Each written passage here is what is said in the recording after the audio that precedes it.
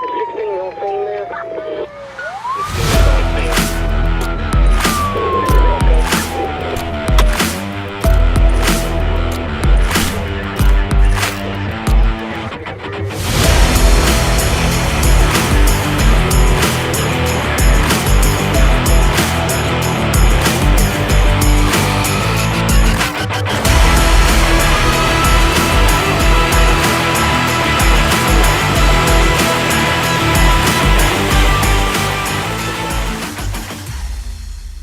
Hi, and welcome back to our latest episode of On the Job with PORAC podcast. I'm Brian Marvel, president of PORAC.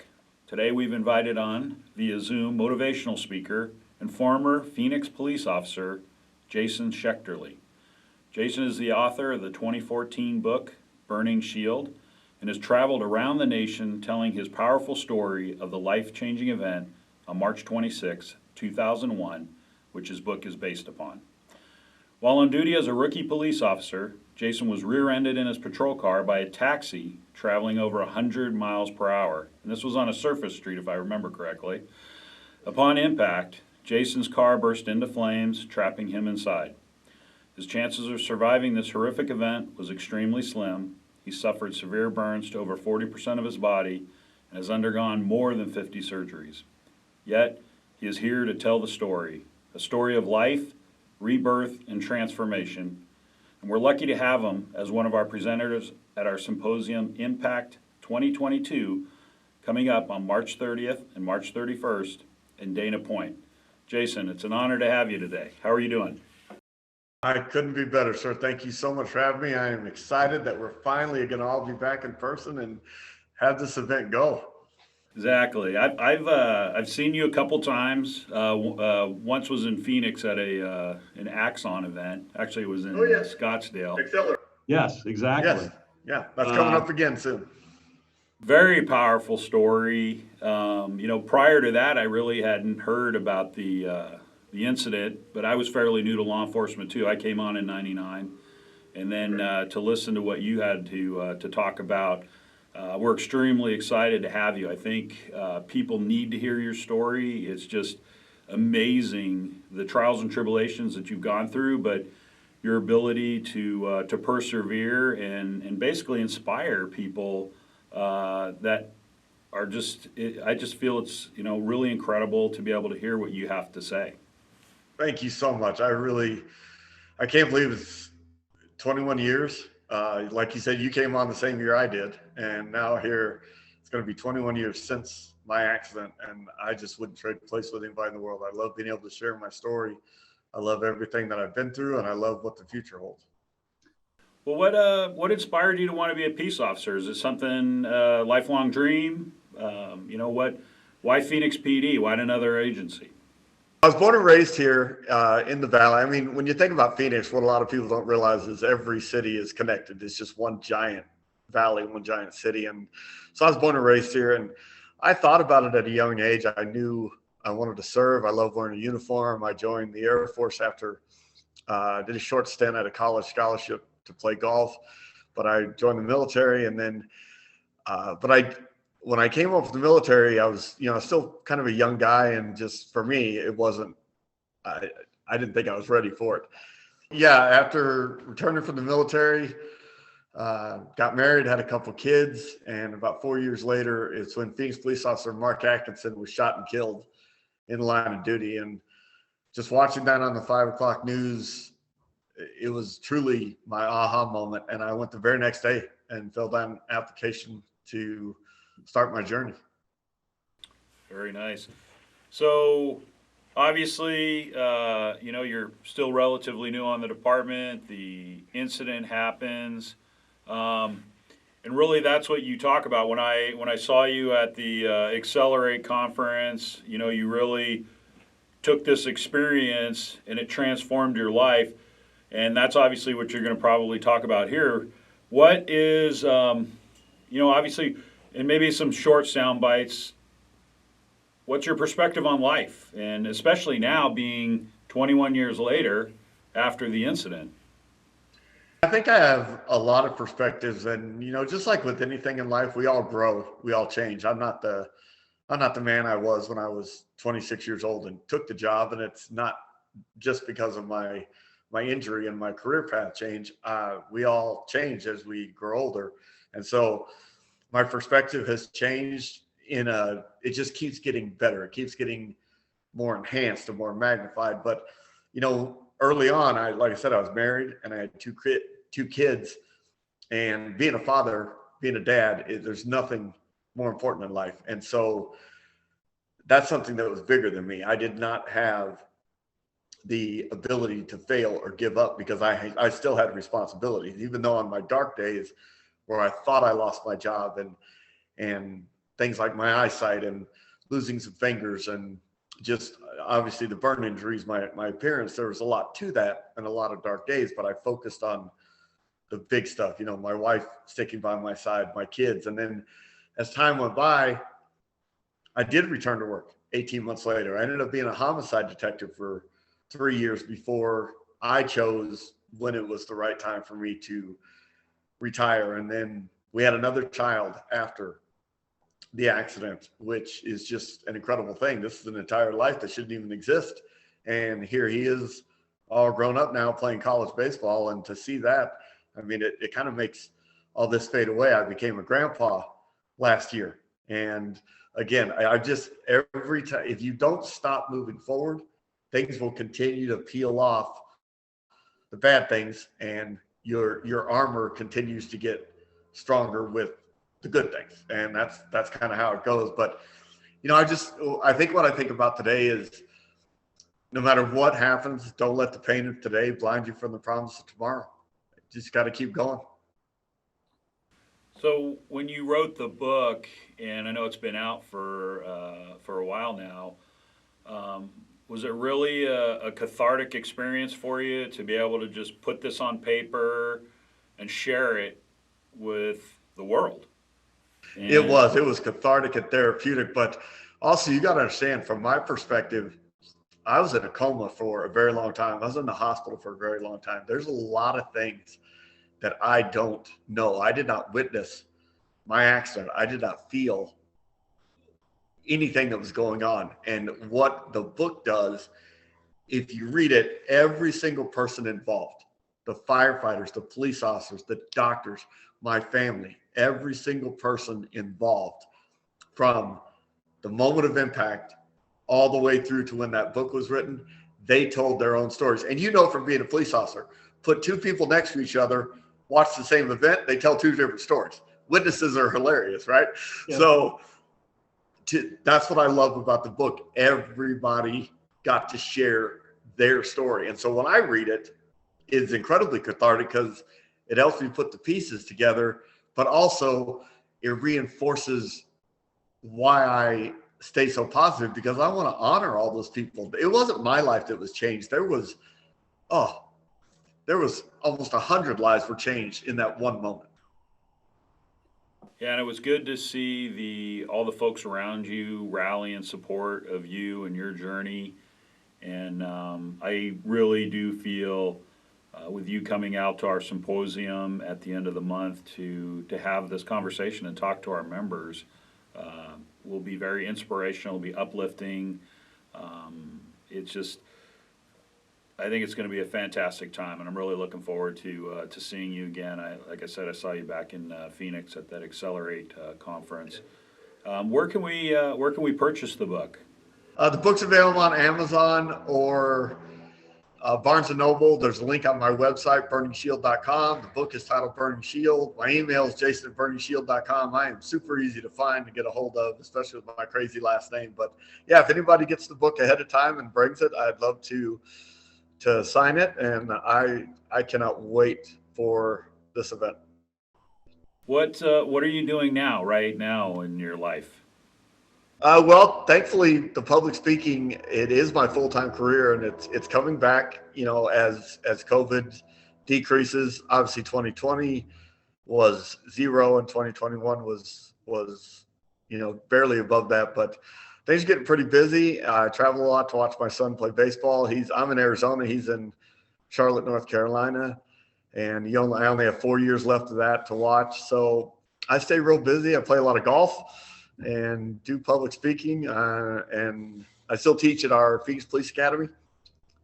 Teach victimology, share my story, try to be an ambassador for the city of Phoenix, and just try to fill up my days. I'm still a young man, and I look forward to everything. Well, again, I really appreciate you coming on, and we're excited to have you in a couple weeks. So until then, I will see you in Dana Point. Yes, my favorite place. I will see you in Dana Point.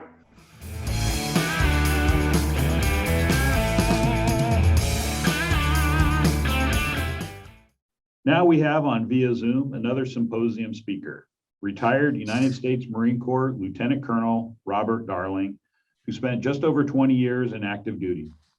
In June of 1998, he was selected to fly as a presidential pilot with Marine Helicopter Squadron 1, and in October 2000, he was selected to work for the White House Military Office Airlift Operations Department. It was in that capacity that then Major Darling supported the President, Vice President, and National Security Advisor in the Presidential Emergency Operations Center on September 11th, 2001. Lieutenant Colonel Darling will be talking about his experience on 9/11 inside the White House bunker, where he worked along Vice President Dick Cheney and National Security Advisor Condoleezza Rice. I had the great pleasure of seeing you speak at the University of San Diego. We had a symposium down there, and I can tell you, everybody in that room was literally hanging on every word you were talking about. It was utterly amazing to get an insight of what you were doing on that day. And I can tell you, we're extremely excited for you to come out and speak to our members at our symposium conference at Dana Point. But before we talk about that a little bit, what got you to join the Marine Corps and your career prior to actually being in the bunker? My goal in life, I'm the third of four boys growing up. So naturally, I'm tired of hand-me-down clothes and sneakers. And my goal in life was to be as wealthy as possible. I originally wanted to be a stockbroker, live in the Hamptons, have so much money, you never talk to the same two people twice. That all changed when I was a freshman at Iona College in New Rochelle, New York, when in October of that year of 1983, we had the Beirut bombing. 244 service members were blown up by Hezbollah, a terrorist organization over in Lebanon. The upperclassmen from Iona were all out joining the Marine Corps, saying that they're going to become pilots and infantry officers. And I immediately got interested in that. Went down there, talked to the recruiter. He told me to go away. I wasn't committed. I didn't know what I wanted to do. And during my junior year, I went to officer candidate school, graduated in 1987, commissioned the day after, and off in the Marine Corps I went, never looked back. So when you got transferred to, working in the presidential operations and going through this, obviously at some point after your career, you decided to write the book. Did you really feel that this story needed to be told? And I can tell you, obviously Damon and I are both prior military too. And a lot of people really find a lot of interest in some of the stuff that happens. And yours is just such a compelling story. And you're such a great presenter, which makes it even more, makes it better. So what really wanted you to really bring this book forward and put it out there? Well, and I appreciate you saying that. It's really nice. It was really, I had my notes. It was America's story. There was so much in there that I wanted the American public to know, but we have guidelines and procedures. You work in the White House, you have a top secret clearance. We just can't run off and do what we wanted to do. So really at the urging of my father-in-law and my family, my mom and dad, they were like, get permission, follow the rules, get permission, get this story on paper, get it out so America knows that the true heroes of that day were ordinary Americans willing to stand up and give their life for this country and save the lives of complete strangers, either sitting next to them on an airplane or in the building or office space down the hall, whether you're talking about the towers or the Pentagon that day. Incredible moment in history where it wasn't a great moment for the U.S. military, but it was an incredible moment for America as we united ourselves and fought back against these terrorists trying to decapitate our country. So maybe, I know you're doing the presentation. I don't want to give too much away, and I highly recommend everybody get the book. The book's fantastic too. Talk a little bit about what you're going to present at Symposium. I'm going to take you all into the bunker complex with me that day. The minute the White House was ordered to be evacuated, second time in history. Next thing you know, I'm inside underground, the deep White House bunker. Can't tell people how to get there, how thick the walls are, but I'm going to take you into the bunker complex and I'm going to share with you everything I learned, everything I heard, the orders that were given, and the fact that we were willing to take lives out of the sky to save lives on the ground, the heroic decisions that were made. We call them crisis leadership decisions on behalf of all America that day to get our country moving forward. So out of your time in there, what was your biggest takeaway from that time that you were in the bunker, either through the military or what you saw that the civilians and public safety members doing? You know, I was really proud of our nation's leadership, specifically Vice President Cheney at the time. He was spending a great deal of time trying to get hold of the president, who was getting airborne out of Florida, and our Secretary of Defense over in the Pentagon, Donald Rumsfeld at the time. And he stood up and he made some very difficult choices that needed to be made. And he was willing to be accountable for those choices. And he literally set the tone in the room that this is America. This is what's going on. Everybody buckle down, strap in. We're going to do whatever it takes to defend this nation. And he was the hero in the room, if you will. I always say it was his greatest moment to be the crisis leader that we needed him to be that day. Yeah, it's a pretty compelling story. I know I got to hear most of this once before, and for us that Brian and I are prior military and have similar stories as far as what led us to the military, that calling to serve and that patriotism. I think 9/11 really brought the country together through tragedy, but also the crisis management that you talk about, and it really crosses over into the law enforcement profession, the first responders. And we see it, in major incidents, and you see people step up and rise to the occasion and sometimes not. But that's why we learn from these situations. And I think what you bring to the table is also learning from the situation on how we could be better, but also what we did right. So I really appreciate you bringing this forward for everybody to hear.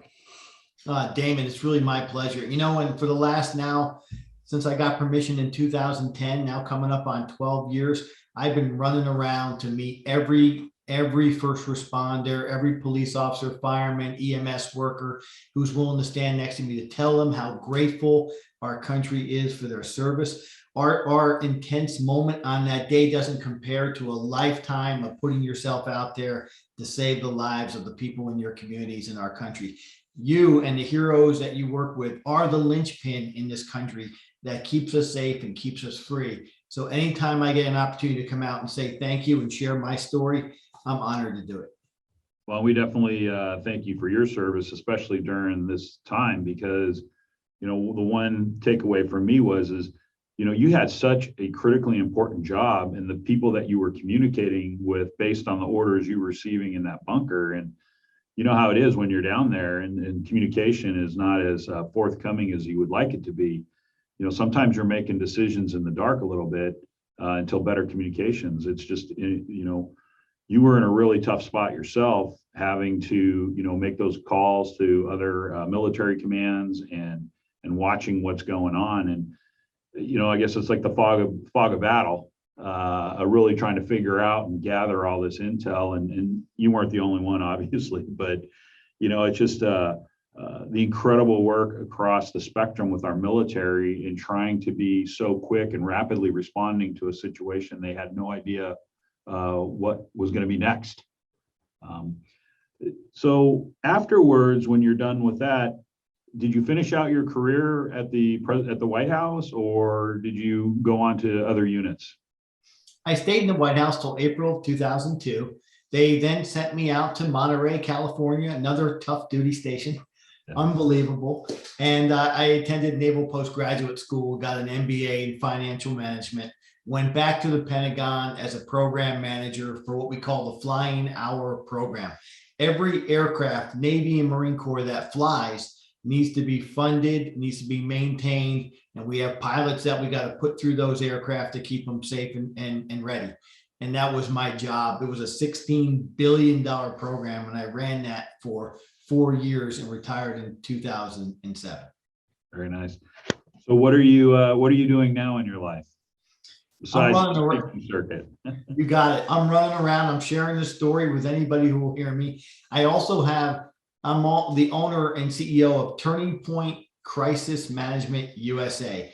Based on my experience in the bunker that day, now my personal why and my mission in life is to get every company, every community, every government agency that'll have me more prepared than they were yesterday. So as a nation, we can become more resilient. We work on crisis communications, decision-making, and ultimately we want to make them better leaders in times of crisis. Where can we buy the book?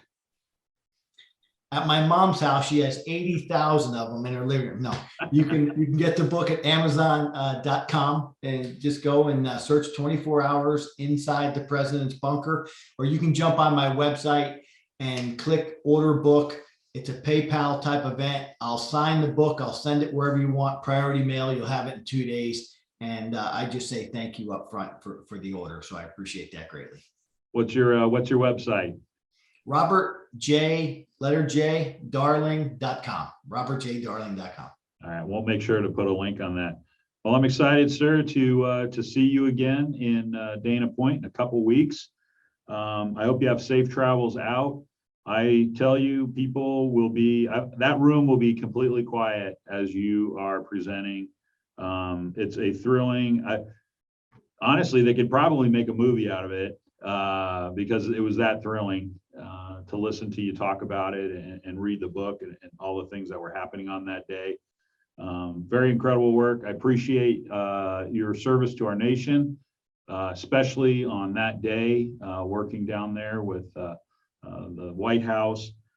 So I really look forward to seeing you, and thank you for being on. I appreciate it.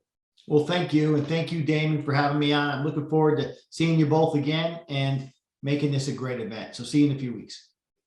Thank you, sir. Have a good one. PORAC is California's largest law enforcement organization and the largest statewide association in the nation, representing over 77,000 public safety members since 1953. Our monthly podcasts, as well as past episodes, are available on PORAC.org, iTunes, Spotify, iHeartRadio, PORAC's YouTube channel, or where popular podcasts are downloaded. Be sure to follow us on all our social media platforms and tag us with your suggestions for future show topics. To learn more about our organization, visit us at PORAC.org. We are PORAC.